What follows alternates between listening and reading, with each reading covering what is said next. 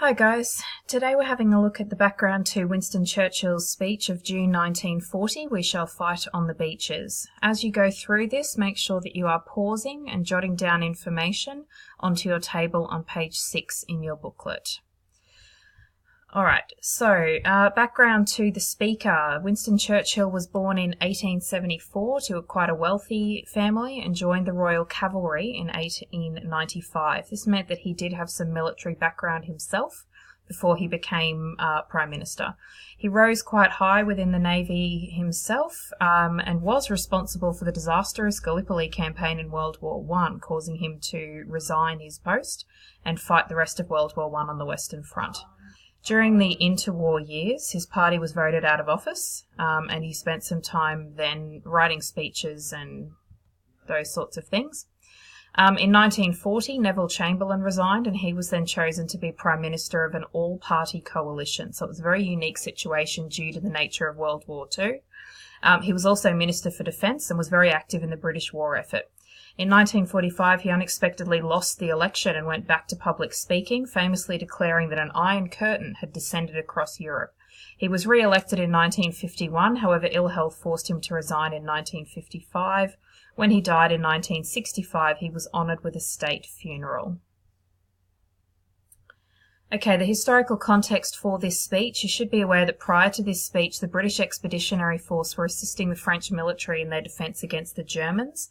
By the 20th of May, the British and French First Army were separated from the main French forces, and when Belgium fell on the 28th of May, the British were forced to retreat to Dunkirk. These images here are some of the photos we have of this time period, the men waiting on the beaches, the attempted evacuations in the various boats, and the infantry that was the military hardware that was left behind. So Churchill spoke at about this time just after this retreat from Dunkirk, telling them what had happened and essentially preparing the British people for the worst. They expected German invasion any day, and he was preparing the people for this. A number of the British and French were evacuated, far more than they expected. However, a lot of heavy equipment was left behind, and there were large losses from this evacuation. Churchill's speech was mostly a report of the war's progress. However, with morale at an all-time low, he was also wanting to describe this military disaster, warn of the possible German invasion, but also inspire people to victory and to continue fighting no matter what was to come. It also wanted to check the national euphoria that people might be feeling about the retreat. There was a lot of happiness and excitement.